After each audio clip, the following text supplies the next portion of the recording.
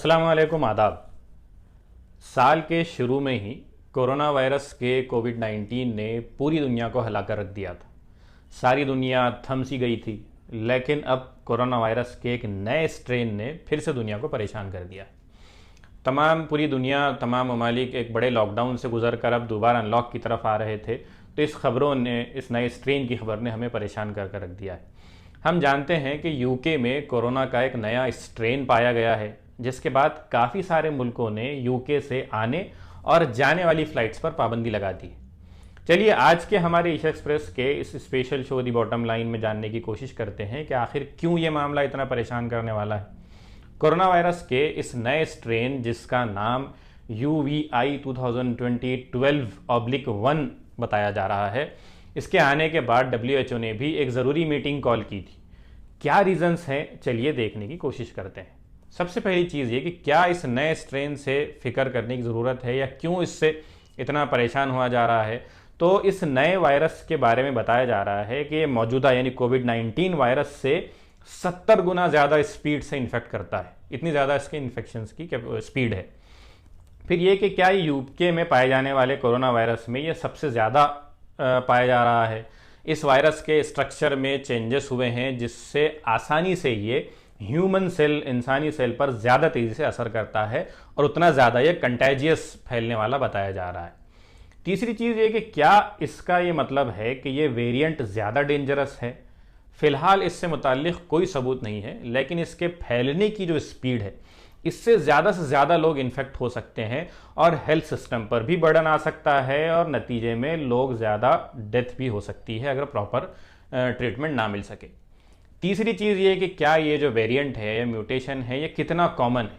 तो इसका जवाब ये बताया गया है कि ये पहली बार सितंबर 2020 में पाया गया था, लेकिन सिर्फ 14 दिसंबर के बाद से लंदन में इसके केसेस डबल हो गए, जिसमें से 60% इन्फेक्शन इसी स्ट्रेन के पाए जा रहे हैं। ये स्ट्रेन डिटेक्ट कैसे हुआ? जब इस बारे में जांच की गई तो वायरस का ये जो नया स्ट्रेन है उस वक्त मिला जब कोविड-19 के मरीजों के सैंपल की रैंडम जांच जो है कोविड-19 जीनोमिक्स यूके कंसोर्टियम जो इंस्टीट्यूट है, इसके जरिए जब जांच चल रही थी तो उसमें नया स्ट्रेन पाया गया। फिर क्या ये सिर्फ यूके ही में पाया गया है? जब इसको चेक किया गया तो पता चला कि शुरुआत तो सिर्फ यूके से हुई थी, लेकिन यूके में भी जो है सबसे ज़्यादा ये लंदन और साउथ ईस्ट इंग्लैंड में पाया जा रहा है। लेकिन नेक्स्ट स्ट्रेन के डेटा के हिसाब से यूके से ये वायरस डेनमार्क, नीदरलैंड और ऑस्ट्रेलिया में भी पाया गया है, वहाँ के भी पेशेंट में डिटेक्ट हुआ है। वायरस के इस तरह बदल जाने और नए स्ट्रेन आने से जो वैक्सीन की जो इश्यूज़ है, क्या उस पर कुछ इफेक्ट पड़ सकता है, नेगेटिव इफेक्ट हो सकता है।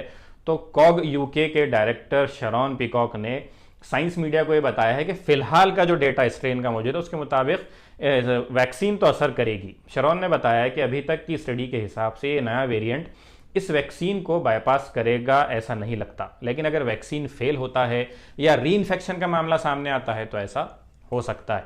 अब आइए देखते हैं कि इस नए वायरस के इन्फेक्शन के बाद कौन से सिम्टम्स नज़र आते हैं। कोविड-19 की वजह से जो 3 कॉमन सिम्टम्स नज़र आते थे, जिसके बारे में हम जानते हैं कि बुखार है, सूखी खांसी है या खाने में स्मेल और टेस्ट का चला जाना है, तो इनके साथ साथ 7 नए सिम्टम्स को आइडेंटिफाई किया गया है जो इस स्ट्रेन की वजह से नज़र आते हैं। इनमें सबसे पहले फटीग है, यानी थकन महसूस होना है, लॉस ऑफ एपेटाइट है, भूख का ना लगना है, हेडेक है, मेंटल कन्फ्यूजन है, डायरिया है, स्किन रैश है और मसल पेन है। ये 7 सिम्टम्स इस नए स्ट्रेन के एडअप हुए। हम जानते हैं कि यूके में इस वायरस के पाए जाने के बाद बहुत सारे मुल्कों ने यूके से आने और वहाँ से जाने वाली तमाम फ़्लाइट्स को रद्द कर दिया ताकि वहाँ से इन्फेक्शन उनके मुल्क में ना आए। यूके में पाए गए इस वायरस के बारे में ये भी कहा जा रहा है कि चूंकि इसके फैलने की रफ्तार बहुत ज़्यादा है, इस वजह से इससे मौतें जो हैं और ज़्यादा हो सकती। लेकिन हमें ये भी पता होना चाहिए कि कोरोना वायरस में ये जो बदलाव है ये पहला नहीं। नवंबर 2019 में जो कोविड-19 वायरस वुहान, चाइना के वुहान से निकला था और जो वायरस दुनिया के अलग अलग मुल्कों में पाया गया, उनमें भी तब्दीली और म्यूटेशन महसूस किया गया था। बल्कि डॉक्टर रणदीप गुलेरिया जो कि एम्स के डायरेक्टर हैं, उनके मुताबिक हर महीने कोरोना वायरस में कम से कम 2 म्यूटेशंस पाए गए। जो वायरस चीन से निकला था, इटली में वो अलग था, भारत में वो अलग था, दूसरे मुल्कों में वो अलग पाया गया था। अब देखना यह है कि ये जो तेज़ी से फैलने वाला नया स्ट्रेन है कोरोना का, क्या ये परेशानी को बढ़ाता है या हम इसको वक्त पर कंट्रोल कर पाते हैं। उम्मीद है कि ये नया कोरोना वायरस दुनिया की परेशानी को बढ़ाएगा नहीं, बल्कि जिस तो हम नॉर्मलाइजेशन की तरफ जो बढ़ रहे हैं तो वो शायद कंटिन्यू रह सके। उम्मीद है कि इस नए स्ट्रेन को लेकर हमने जो पेशकश आपके सामने पेश की है वो आपको पसंद आई होगी। कमेंट में ज़रूर बताएं कि कौन सी चीज़ें इसमें एडअप होनी चाहिए थी, ताकि हम अगले शोज़ में उस पर काम कर सकें। हमारे इस शो को, इस वीडियो को ज़रूर लाइक करें, दूसरों तक शेयर करें और हमारे चैनल को सब्सक्राइब करें। खुदा हाफिज़।